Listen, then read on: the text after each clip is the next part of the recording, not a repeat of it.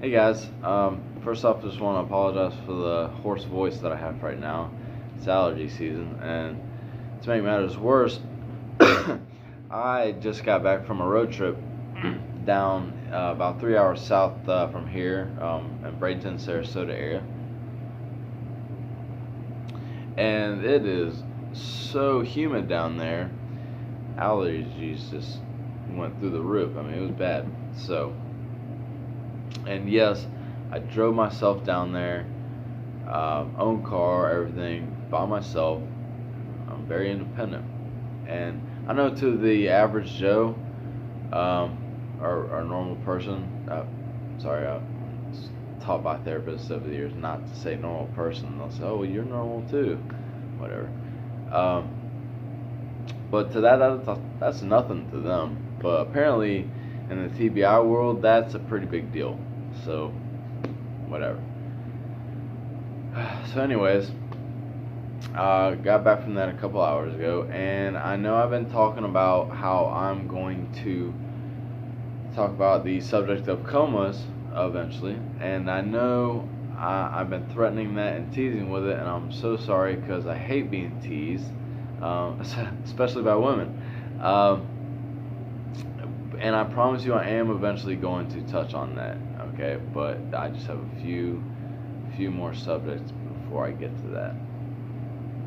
So today, what I really want to talk to you about is how I have one of the most ironic lives ever, if not the most, you know. And here I'm gonna kind of backtrack you from start to finish, or up to now. There's a finish, about why. So, so I guess let me take you back. Before my accident, I was a wild child, party animal. Just want to have fun. Uh, Go out on the weekends, drink, smoke, whatever you think of. I did. I just want to have fun.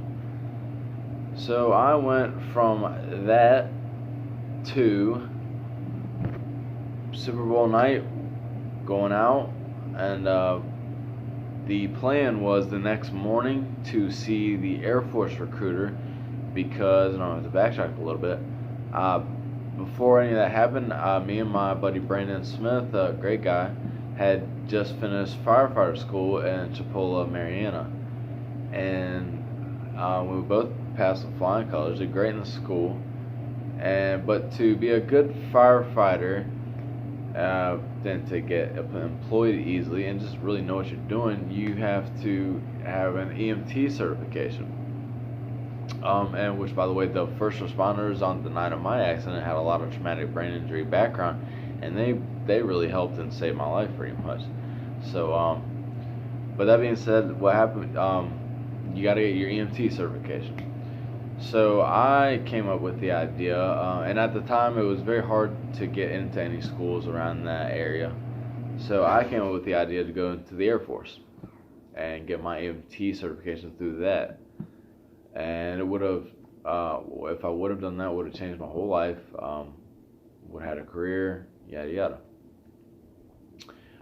But so that was the plan. That's why I didn't even get trashed that night. You know, I only had a couple beers, and I had a meeting with an Air Force recruiter that next morning to talk about everything and get everything set up and do this.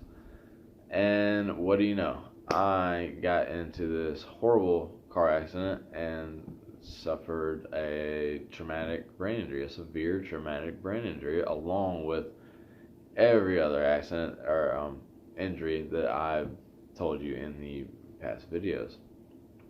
So that's what happened. And here's the coming up on the ironic part, I promise. So, so the doctors wanted to. They told my mom and family, they're like, no, he's not gonna make it. He's not gonna survive. We want to pull the plug on him. And my mom said, no, he's not gonna. No, he's gonna beat this. Not my Michael. He's got this. And she was right, fortunately. Um, so the doctors didn't because they didn't get the permission from my mom, and so I actually did start to get better, and they actually told my mom, because of the steel that they had put in my arms, both my arms, remember, from elbow to shoulder, titanium steel. So they told my mom that I was not going to even be able to feed myself. I was just gonna, it's gonna be like a vegetable. I would need help to do everything you can think of. So that's what they told my mom, my family, everybody. And here I am doing everything you could think of, and doctors were just dumbfounded. They didn't know what to think, and they're just like, wow. So that's what the doctors told. That was the diagnosis they gave me, I guess you could say. So then I got out of the hospital, and I remember once I got out of the hospitals and came back to my Uncle Terry's house, which is who I lived with back when this happened at the time. I remember looking at myself in the mirror. Excuse me. I remember looking at myself in the mirror, and I was so freaking skinny. I looked like Skeletor. I mean, I weighed 120 pounds. That's it. I know girls that weigh more than that, okay? Nothing against females, but I mean, it was bad. It was, I couldn't look at myself anymore. So I was like, you know what? From that moment on, I was like, man, I got to start hitting the gym again. And not that before the accident I was the most fit person ever, but I could hold my own pretty good, okay? I wasn't 120 pounds, that's for damn sure. So from that day forward, I started going to the gym every day, trying to put the weight back on. And let me backtrack a little bit. Because of what happened in the accident, for some odd reason that makes no sense to me, why I still don't know to this day. I just don't really care anymore. But I lost my driver's license for a year, even though it was proved that I wasn't driving. I have scars on my hip from the seatbelt that proved I was in the passenger seat, but for some odd reason, I still lost my driver's license. So because of that, my mom moved in with me and my Uncle Terry, who I lived with at the time, to help drive me around to the gym, to therapists, any rehabilitation you could think of. So, and here's another ironic part: is 1 year to the day that I, suffered this accident and lost my license. I got my license back. Me and my mom had to go to Gainesville, and I had to take a behind the wheel test. And luckily, I aced it. I mean, it was nothing. And I think maybe the reason why is because, I had to sit back and not be able to. I couldn't. I mean, I thought I could drive, but I wasn't able legally to drive and watch my mom do everything. And I think that kind of helped jog my memory, showed me how to do it, and just kind of slowly let me remember how to drive again. So there's another bit of irony for you. Okay, but then let's go back again. So I'm being told. Actually, no. Before that, So I looked at myself. I'm like, I gotta start hitting the gym. This is crazy. I can't believe I'm this skinny.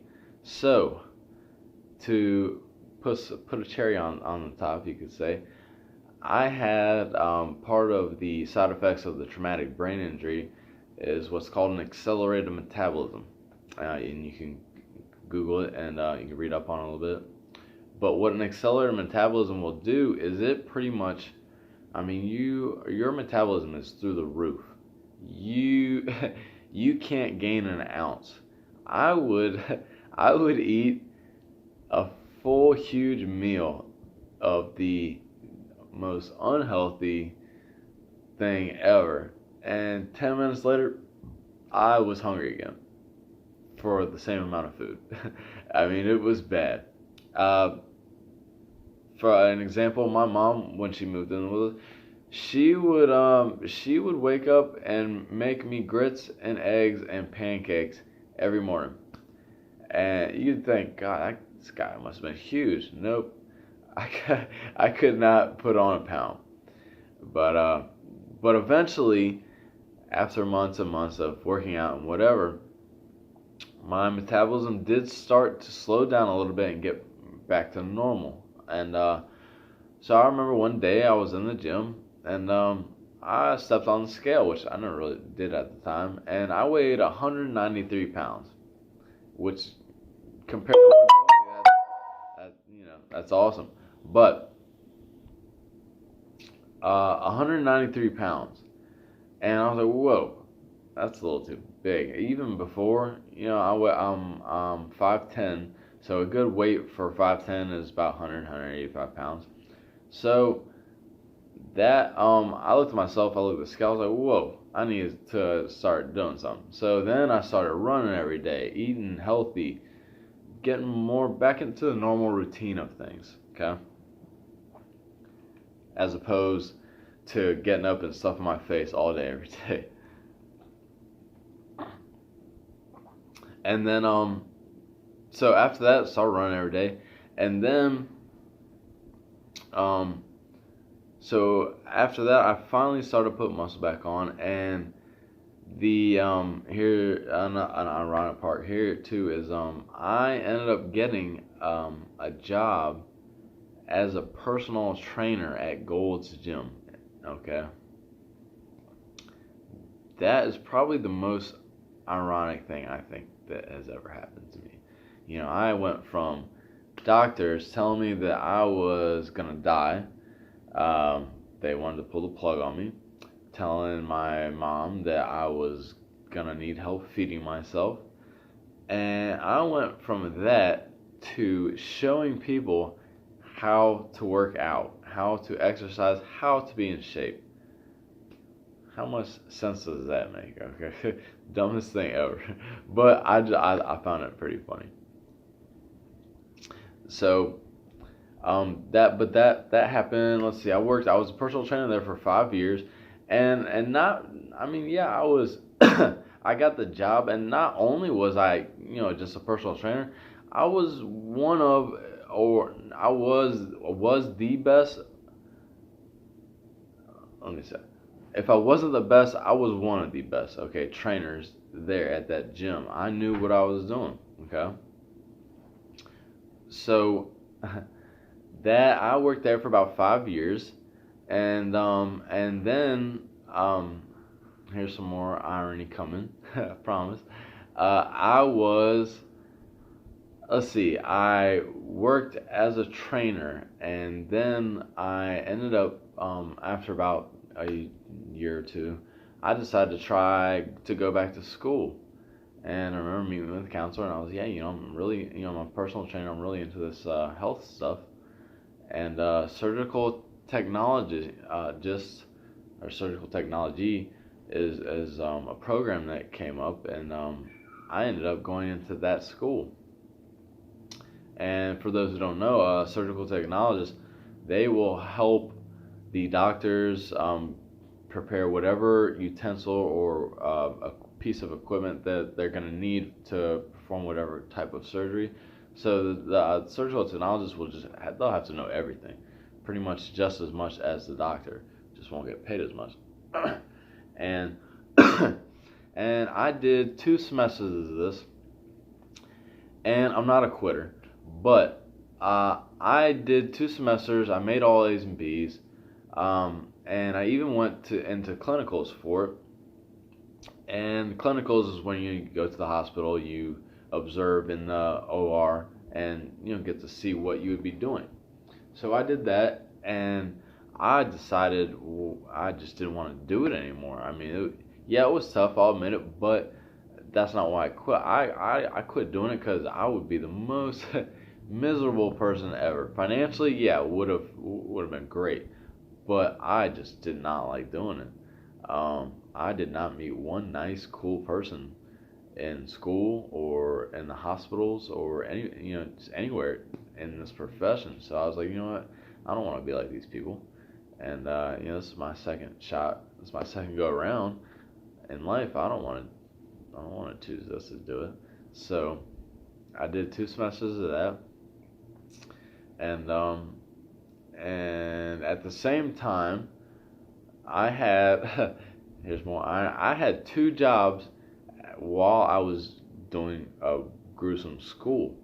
I had a job at Publix also, and the job at Publix, I did that because I needed. Let me back up a little bit. You would think that after all the stuff I've been through, that I would get compensated by Social Security every month, and I'd be good to go. I wouldn't have to work ever again. Yeah, actually, I did get used to get a Social Security check every month, but that only lasted for about 5 or 6 months. And what had happened was I was making too much money for that at the time. So it's a stupid thing.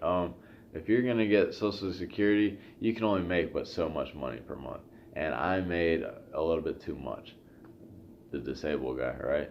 So, so they only gave me Social Security for about 5 or 6 months, and then they just stopped giving it to me all of a sudden, and I had to make rent. So I decided I had a Publix about the mile up the road from me, and I decided to go in there one day and try and get a job, and I did luckily as a stock clerk, and and I had to, and so but here's the funny part about that is I went from while working at Publix and in school and being a personal trainer, a lot of stuff for a disabled person to do, right? So I went from telling them that I could only work but so many hours a week because of Social Security, and I could only make but so much money. And then Social Security taking the money away, and I was like, look, guys, I need to work as much as I can. I need to make as much as I can. So I went from limited hours to as many hours as possible to make as much money as I could. So at the same time, I'm personal training. I'm working as much as I can at Publix, and I'm doing the surgical tech school. It's a lot of stuff to be doing. But eventually, I did end up, like I said, I ended up quitting surgical tech school. And then at that point, all I had was the training job and Publix. But after working there for about 5 years, I had a client at the gym who threatened to sue the gym if they did not fire me. And yeah, there's details about that I don't want to really get into, but I did nothing wrong, I promise you. And so the gym, they were awesome about it. They said, look, we need you to resign, or we're gonna get sued, blah blah blah. And I looked at this as an opportunity to get out of the training game because it didn't pay shit, and it got boring. So I was like, all right. So I walked away from that job, and luckily they told me that if I ever wanted to work out for free whenever I want to, I could do it. Go to any club, anywhere, and work out of their gym for free. So I was like, awesome. So then at this point in my life, all I have to do is work at Publix. Stress-free. It's great. But I said stress-free. Not stress-free because Publix didn't pay dick. It's Publix, right? So I was struggling to make rent every month, and it was rough. And so me and my mom got this idea for me to leave Tallahassee and move to Jacksonville, which was I was all about because I hated Tallahassee. It was fun in my 20s. It's a college town. It's fun in my 20s, but when you get over the drinking and going to the bars all the time, which at the point I couldn't drink anymore. I was not permitted to. I needed every brain cell I needed. I needed all that stuff, and to be fit and be a trainer, so like that, you can't be drinking all the time. So that I was just all about moving to Jacksonville, and this was took quite a while. It took about a year or two before I really could make the move. So eventually, I did make the move to Jacksonville. But before I did, I came and visited my mom just to kind of check out a few apartment complexes that I was thinking about moving into. And I went to one of the Publixes right by one of the the complex I live in now, to try and get a transfer there. Which, if it wouldn't have been for that, I wouldn't have been able to make the move. So I got a transfer from Publix to Publix here in Jacksonville, from Tallahassee to Jacksonville, and that's what made it, allowed me to be able to move here from the armpit of Florida, as they call it, Tallahassee. So eventually I did move here. I moved here about a year and a half ago, and it was the best move ever. I love this place. I got a beach about 10 to 20 minutes away from me. Not that I ever go, because I have a pool here in my apartment complex, and why drive 20 minutes when you can just walk down to the pool? So best move ever, best idea, and that is that's, I hope I'm not leaving anything out. That's about all the ironic things that came up for me. And I know you're just thinking about something to comment or question. So please, if you have any comments or questions, please leave them below. All right, thanks guys.